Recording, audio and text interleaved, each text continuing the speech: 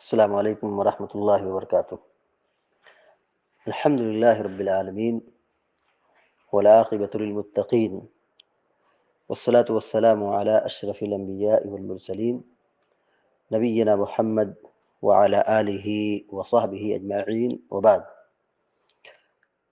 فعن ابی واقد اللیثی رضی اللہ تعالی عنہ قال قال رسول اللہ صلی اللہ علیہ وسلم ما قطع من البہیمۃ وہی حیۃ فہو میت، اخرجہ ابو داؤد والترمذی وحسنہ واللفظ لہ۔ بلوغ المرام من ادلۃ الاحکام کی 13 نمبر کی حدیث ابھی آپ کے سامنے پڑھی گئی ہے، اور یہ باب المیاہ جو بلوغ المرام کتاب الطہارہ کا پہلا باب ہے، یہاں پر یہ باب ختم ہو رہا ہے۔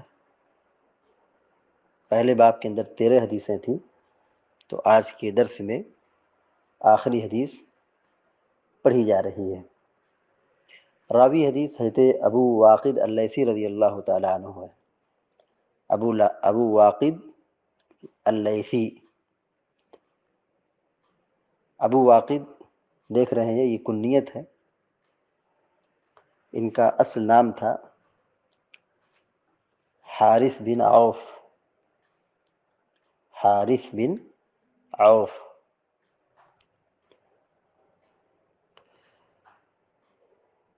بنی عامر بن لیث جو قبیلہ ہے اسی کی طرف نسبت ہے، یعنی اسی لیے وہ لیثی کہلائے۔ مشہور صحابی ہیں، قدیم الاسلام ہیں، یعنی شروع میں اسلام قبول کرنے والوں میں سے ہیں۔ یہ مدینہ کے تھے، بدری صحابی ہیں، جنگ بدر میں انہوں نے شرکت کی تھی۔ ان کی وفات کے سلسلے میں اہل علم کا اختلاف ہے، سن 65 ہجری میں یا 68 ہجری میں ان کی وفات ہوئی، اور جب ان کی وفات ہوئی تو ان کی عمر تقریباً 57 برس کی تھی، یعنی 57 سال کے تھے۔ ان سے یہ روایت مروی ہے۔ ابو واقد اللیثی رضی اللہ تعالیٰ عنہ کہتے ہیں قال رسول اللہ صلی اللہ علیہ وسلم، رسول اللہ صلی اللہ علیہ وسلم نے فرمایا ما قطع من البہیمۃ وہی حیۃ فہو میت۔ ما منے جو، یہ ما موصولہ کہلاتا ہے، ما مانے جو، قطع مجہول کا صیغہ ہے، معنی ہوگا کاٹ دیا گیا۔ قطع یقطع معنی ہوتا ہے کاٹنا، قطع کاٹ دیا گیا۔ قطع یقطع فتح یفتح۔ من البہیمہ، من منے سے، البہیمہ جانور، جمع بہائم، بہیمۃ جانور، جمع بہائم۔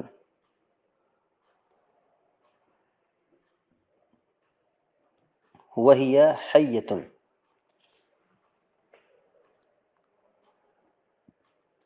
حیہ منے زندہ،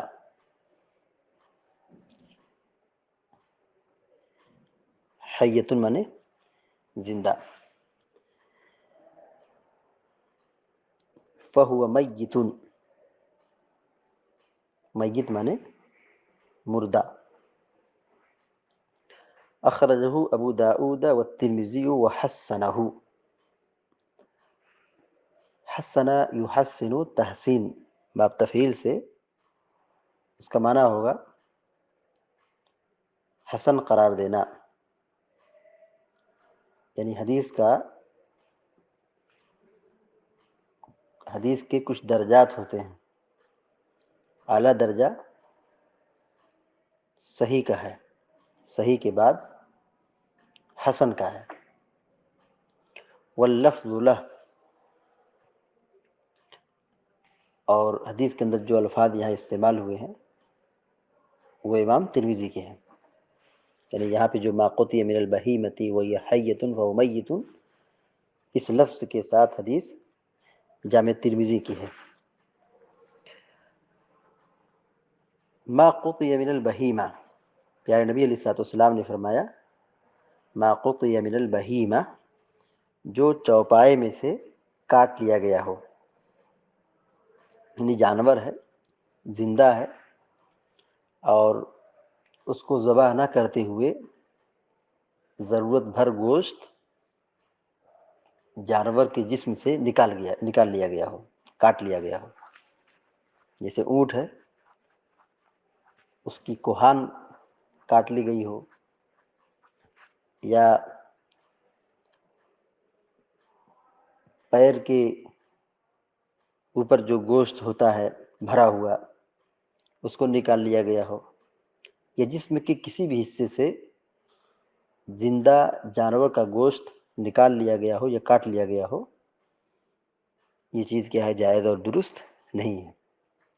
اسی کو اللہ کے نبی علیہ الصلوۃ والسلام نے فرمایا وہی حیۃ، اس حال میں کہ جانور زندہ ہو، یعنی شرعی طریقے سے جانور کو ذبح نہیں کیا گیا ہو، بلکہ زندہ جانور کے جسم سے گوشت کاٹ لیا گیا ہو۔ فہو میت، پیارے نبی علیہ الصلوۃ والسلام کہتے کہ وہ جانور مردار کے حکم میں ہے۔ فہو میت، تو مردہ ہے، یعنی مردار کے حکم میں ہے، یعنی جیسے مرے ہوئے جانور کا گوشت کھانا حرام ہے، ایسے ہی اس کا گوشت کھانا حرام ہے، کیونکہ شریعت میں یہ تعلیم دی گئی ہے کہ اگر جانور کا گوشت کھانا ہو تو اس کو شرعی طریقے سے ذبح کیا جائے، جس میں سے اس کا خون بہایا جائے، پھر اس کا گوشت کھایا جائے۔ لیکن اگر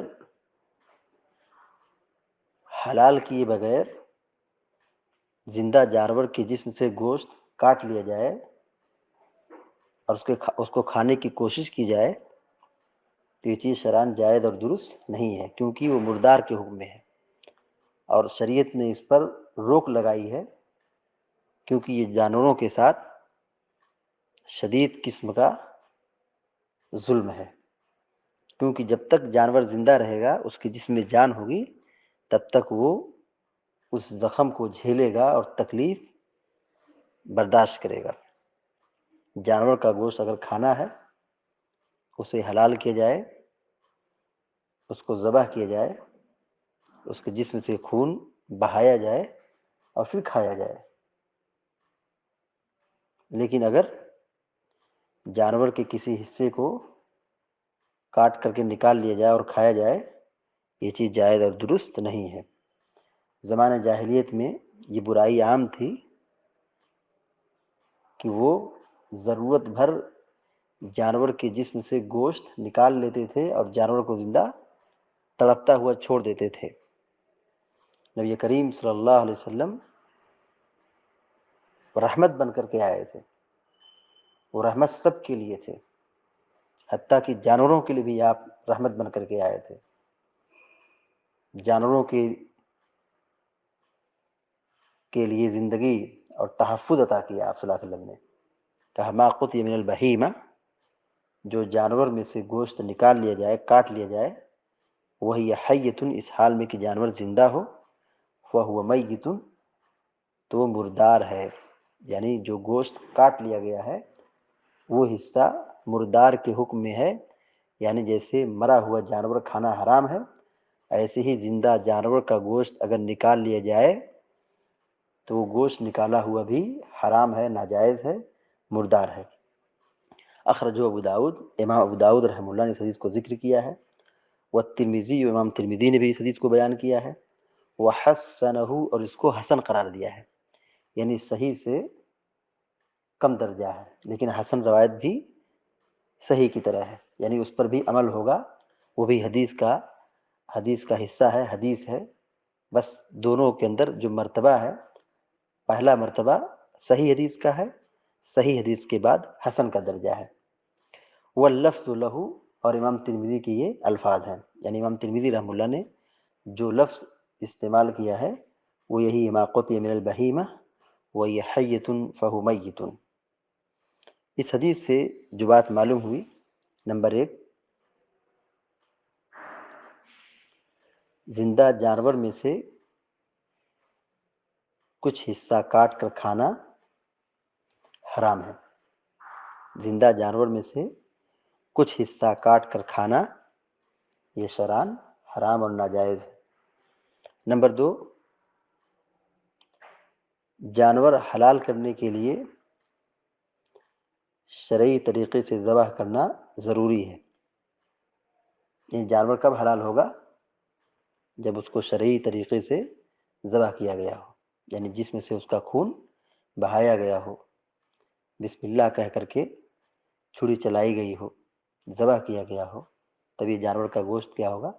حلال ہوگا۔ نمبر 3،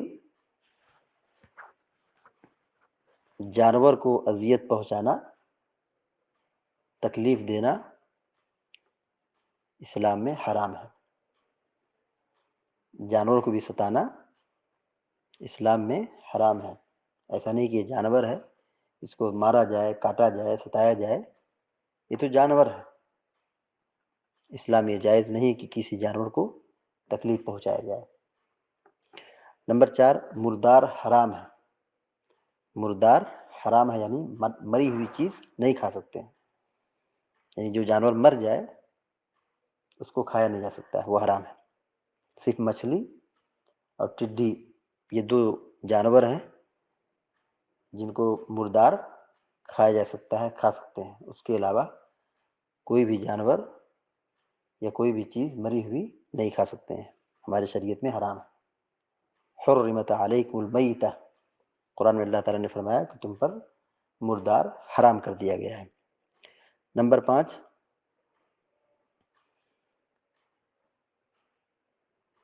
منکر پر نکیر کرنا چاہیے، یعنی سماج میں جو برائیاں ہیں، جو غلط چیز رائج ہیں، جو برائی ہے اس پر روک لگانا چاہیے، اس پر نکیر کرنی چاہیے، نصیحت کرنا چاہیے، لوگوں کو سمجھانا چاہیے۔ دیکھیے عرب میں زمانہ جاہلیت میں یہ برائی عام تھی کہ لوگ جانوروں کو اس طریقے سے جو چاہتے تھے حصہ نکال کر کے کھا جاتے تھے، اور جانور بیچارہ تڑپتے رہتا تھا۔